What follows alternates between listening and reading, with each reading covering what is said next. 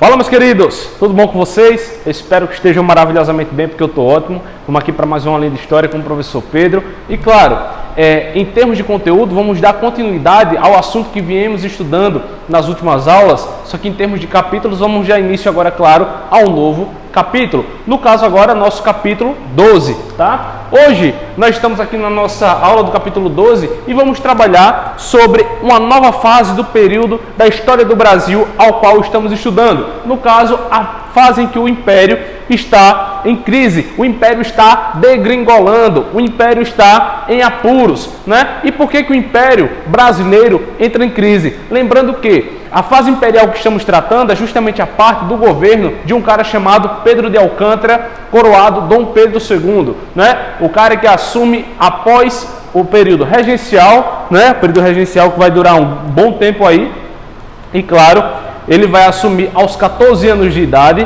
né? Ele vai assumir os 14 anos de idade e vai assumir durante longos anos, né? Ele vai assumir aproximadamente no ano 1840, né? E vai até, por exemplo, 1889, no ano da proclamação da República. Só que antes da proclamação da República, existe um período aí da história do Brasil em que o Império ele vai entrar em uma grande crise por conta de vários conflitos, tanto internos como externos. Lembrando, pessoal, o Brasil hoje tem toda essa sua unidade territorial justamente porque foi muito persistente na luta por essa unidade territorial que temos hoje, né? Porque se não houvesse essa persistência também por parte dos governantes, como eu falei, hoje o Brasil estaria extremamente dividido em várias repúblicas independentes, né? A exemplo da América Espanhola, que se fragmentou em vários países como Chile, Bolívia, Colômbia, Equador, enfim, todos os países da América Espanhola. Então vamos lá. O Brasil hoje é unificado justamente por conta dessa persistência, tá bom? Só que, embora exista toda essa unidade territorial, não significa que o território brasileiro, o Império, o governo brasileiro de todo esse período não passou por crise. Não quer dizer isso, né? Então, bora lá. Primeiramente, que existiram inúmeras disputas regionais, né? O Brasil hoje, ele tem esses 26 estados, né, mais o Distrito Federal, só que o Brasil, por exemplo, ele já foi menor e teve a fase também que ele já foi maior, né? Hoje em dia, o país conhecido como Uruguai, ele faz parte da América Espanhola. Entretanto, durante vários períodos de sua história, só depois do ano 1800 é que o Uruguai ele vai ser desanexado do Brasil, país ao qual o Uruguai fazia parte. Lembrando que quando fazia parte do Brasil, não se chamava Uruguai, chamava-se Província Cisplatina. Jamais esqueçam desse detalhe, tá bom, pessoal? Local extremamente rico em metais preciosos, tá bom? Então, existiam várias disputas regionais que vão ocasionar em vários conflitos, tá? Vários conflitos. Por exemplo, o Uruguai ele vai se emancipar do Brasil. Só que é o seguinte, pessoal, o Brasil hoje ele tem suas fronteiras muito bem delimitadas com o restante da América Espanhola. E essas fronteiras são hoje bem delimitadas justamente por conta de acordos firmados no decorrer da história do Brasil. Só que nem sempre essas fronteiras elas foram tão bem delimitadas e nem sempre as nações entraram de acordo em relação a elas. Por exemplo, o Paraguai, por exemplo, ele entrou em conflito por conta da delimitação de fronteiras, né? O Uruguai, por exemplo, ele queria controlar o comércio marítimo da América do Sul. A Argentina também queria o controle do comércio marítimo da América do Sul. E o governo imperial brasileiro estava com muito medo por exemplo, estava muito receoso em relação ao fato de a possibilidade de Uruguai e Argentina se unirem para tomar conta do comércio marítimo da América do Sul. Então, por exemplo, o governo brasileiro vai invadir o território uruguaio, vai destituir o presidente e vai também, como é que eu posso falar? Tocar o terror no território uruguaio e vai, por exemplo, entrar em embate em muitos momentos, né? Até chegar uma hora em que os dois países, os dois governos, eles vão assinar um contrato delimitando rigorosamente as fronteiras entre o Brasil, entre Brasil e Uruguai. Futuramente o Brasil vai assinar contratos que vai delimitar muito bem as fronteiras entre, por exemplo, Brasil e Peru, Brasil e, como é que eu posso dizer, Bolívia, Chile, ou melhor, Chile não faz fronteira com o Brasil. Enfim, a Bolívia, a Colômbia, todos esses países aí vão firmar acordos com o Brasil que vão delimitar as fronteiras, para que as pessoas saibam se realmente estão, por exemplo, em um país ou se estão em outro, tá? Então, vai acontecer bastante esse movimento aí. Outra coisa é que, por exemplo, um outro país conhecido como Paraguai, né? O Paraguai, conhecido por nós hoje em dia, ele também almejava um certo controle também pelo comércio marítimo da América do Sul, né? E estava com medo também de o Brasil fazer o que fez no Uruguai, ou seja, de invadir o território paraguaio, conforme fez com os uruguaios, né? Então o que é que vai acontecer? Um navio lá na costa do Paraná, um navio brasileiro lá na costa do Paraná, vai estar em alto mar e vai ser capturado pelos paraguaios, né? Os paraguaios capturam um navio brasileiro e declaram guerra à nação brasileira, né? Então o que é que vai acontecer? Vai iniciar-se aí uma guerra contra o Paraguai, né? Tanto é que essa guerra vai tomar uma proporção tão grande que vai praticamente devastar a população paraguaia, né? Tanto é que isso vai acontecer, não é porque o Brasil vai entrar nessa sozinho, mas ele também vai entrar em parceria com outras nações. Aqui temos o Brasil com a bandeira imperial, né? A Argentina e o Uruguai, né? As três nações contra o próprio Paraguai, que sozinho, coitado, não vai ter tantas chances na luta contra Brasil, Brasil, Uruguai e Argentina, né? Lembrando que o Brasil, por exemplo, foi muito bem armado, foi muito preparado para essa guerra, não tanto na formação dos exércitos, mas sim, aliás, no forte armamento que levou para o campo de batalha, né? E quem financiava esses armamentos era justamente a Inglaterra. Tanto é que o Brasil futuramente vai contrair uma dívida gigantesca com a Inglaterra por conta desse grande fornecimento de armas, tá certo? Então bora lá.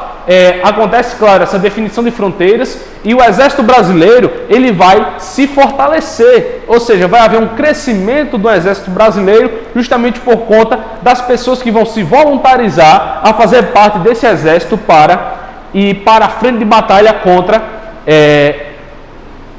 Paraguai, tá? Então, por exemplo, no Brasil, inúmeros homens, adolescentes foram recrutados para ir para a frente de batalha lá no Uruguai, ou seja, até aqui em Alagoas mesmo aconteceu, por exemplo, um grande recrutamento, né? Tem até um livro escrito, chama Os Voluntários da Pátria na Guerra do Paraguai. Eram os homens de 18 a 50 anos que eram recrutados, né? E eram transportados até o Paraguai para lutar no campo de batalha. Lembrando que o alistamento possibilitava algumas vantagens financeiras, né? Muitas pessoas eram indenizadas, elas eram remuneradas para irem lutarem na guerra, né? Por exemplo, lembrando que nessa época da Guerra do Paraguai, a escravidão ainda existia aqui no Brasil, ainda estava legalizada. E essa escravidão fez o quê? Com que muitos senhores, né, mandassem os seus escravizados para lutarem por eles na Guerra do Paraguai, né? Claro que os escravizados não queriam, mas, por exemplo, aconteceu de muitas vezes o proprietário prometer a carta de alforria para aquele escravizado que fosse lutar na guerra, né? Então assim aconteceu a Guerra do Paraguai. Claro, o Paraguai saiu derrotado nesta guerra e, por sair derrotado, saiu com mais da metade de sua população devastada. A população masculina do Paraguai ficou extremamente escassa e causou um grande caos dentro do território paraguaio, tá certo? Então aqui a gente vê, por exemplo, algumas ilustrações sobre os chamados voluntários da pátria na Guerra do Paraguai, né? Que são os brasileiros que foram lutar nessa frente de batalha, né? Então, por exemplo, após essa guerra do Paraguai, né, os militares que foram lutar nessa guerra, eles vão se aproximar cada vez mais dos partidos políticos aqui no Brasil, né? Porque, claro, o Brasil era monárquico, mas tinha os generais que lutaram na frente de batalha na Guerra do Paraguai. O que é que vai acontecer? O Império vai começar a entrar em crise, né? E, ao mesmo tempo, os militares eles vão se aproximando dos partidos políticos e essa aproximação vai fazer com que eles busquem cada vez mais enfraquecer o Império e tentar, claro, proclamar uma república para fazer com que os militares assumam o poder dessa república, né? Porque, claro, Dom Pedro II não estava mais satisfazendo tanto as vontades do exército brasileiro, né? Tanto é que logo após, não tanto tempo após a Guerra do Paraguai, né? Não muito tempo após a Guerra do Paraguai, o Brasil ele vai, o Brasil ele vai acabar sendo emancipado e vai acabar virando uma república. A proclamação da república vai acabar acontecendo não muito tempo depois da Guerra do Paraguai, né? Tanto é que os militares que vão assumir a República Brasileira quando ela for proclamada vão ser justamente os militares que lutaram na Guerra do Paraguai. No caso, nossos próximos aqui, alagoanos, né? Marechal Deodoro da Fonseca e Marechal Floriano Peixoto, tá? Mas isso é outro assunto que a gente vai estudar depois, tá certo?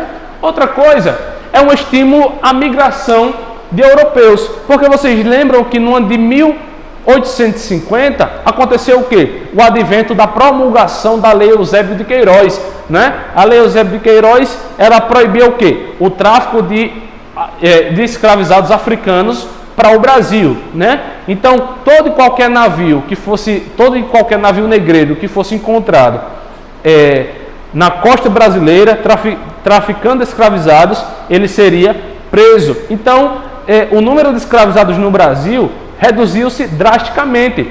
Então, o governo brasileiro, com a ideia de substituir o trabalho desses africanos, começou a estimular e a patrocinar, muitas vezes, a vinda de europeus para trabalhar nas funções que antigamente pertenciam aos escravizados, né? Claro, europeus pobres que estavam passando fome e necessidade na Europa, né? E muitas vezes eles vão vir para o Brasil.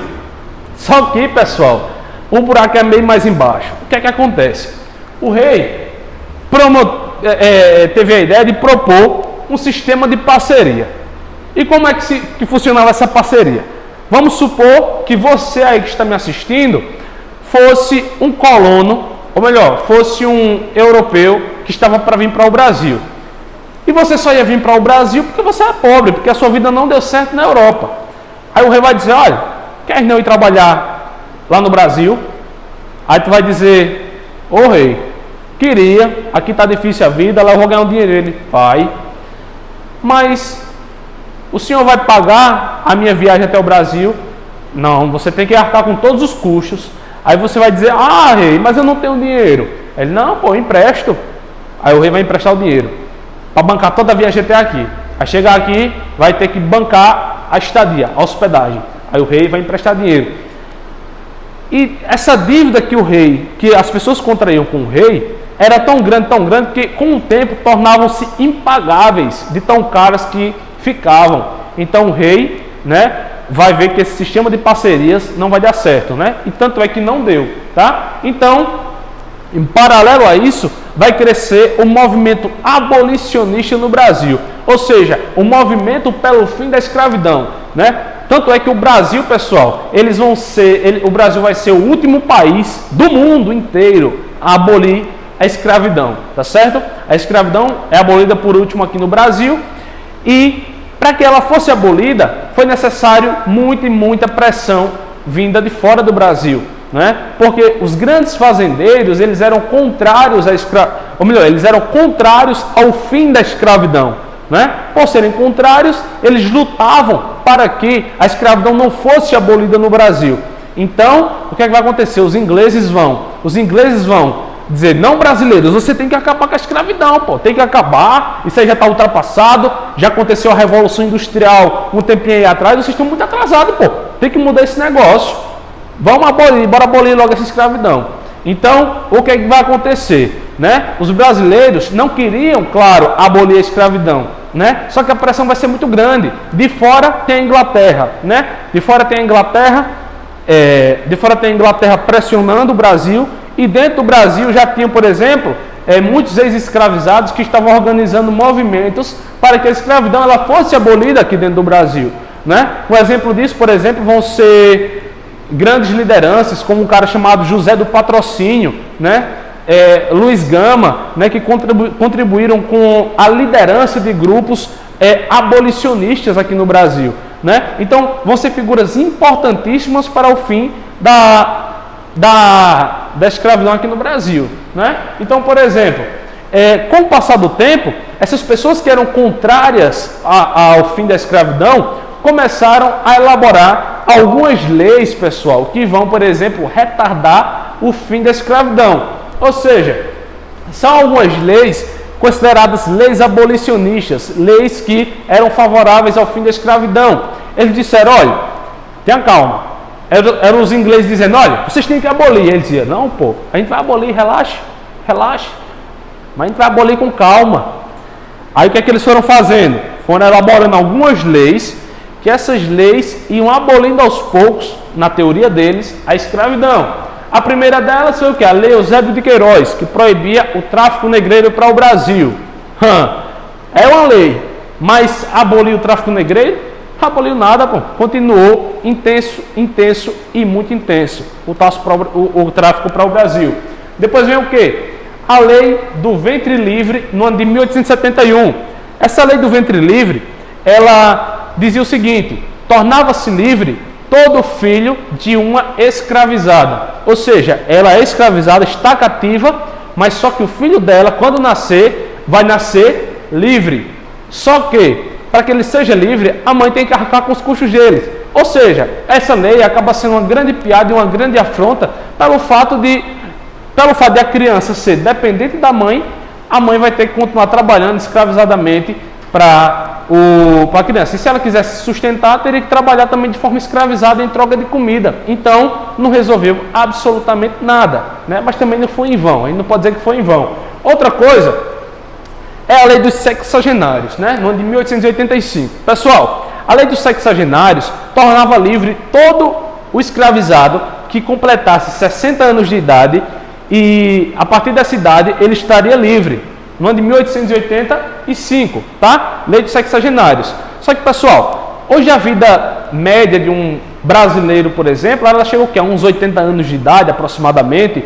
Só que nessa época da escravidão, as condições de trabalho eram péssimas, né? As condições péssimas, as pessoas trabalhavam jornadas de mais de 15 horas, chegavam a trabalhar 16 horas por dia, né? E de sol a sol, o dia todo, de domingo a domingo, né? Todos os dias, sob condições insalubres, contraindo várias doenças. Ou seja, a vida média de um escravizado, quando muito vivia, era 50 anos. Então, dificilmente a pessoa ia completar 60 anos de idade. Agora, vamos supor que conseguisse chegar aos 60 anos. Quando chegasse aos 60 anos de idade, essa pessoa já não servia mais para o trabalho, porque estava muito desgastada e mal conseguiria andar, né? Tanto é que, por exemplo, os senhores de engenho, os senhores de escravo, muitas vezes eles abandonavam nas ruas esses senhores de mais de 60 anos, porque eles não serviam mais para nada, não serviam mais para o trabalho, então abandonavam para as pessoas morrerem na rua. E o Estado ia lá e multava eles por terem solto esses senhores nas ruas, né? Então, por exemplo, com a Lei dos Sexagenários, tornando esse homem livre, o senhor de engenho já não seria mais multado por abandoná-lo, né? Então foi mais outra piada de muito mau gosto, né? Outra coisa vai ser o quê? A Lei Áurea, 3 anos depois, em 1888, que vai trazer o fim da escravidão no Brasil. É aí que chega a abolição finalmente da escravidão no Brasil. Lembrando que, claro, isso vai ser uma base para um advento de um ano depois, que vai ser a proclamação da República no Brasil, tá certo? Então, pessoal, essa foi a nossa aula de hoje, tá? Nossa aula de hoje aqui com o professor Pedro.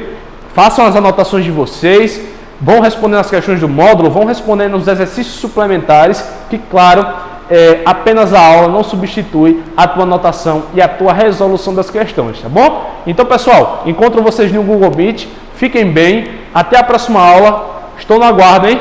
Tchau, tchau, galera.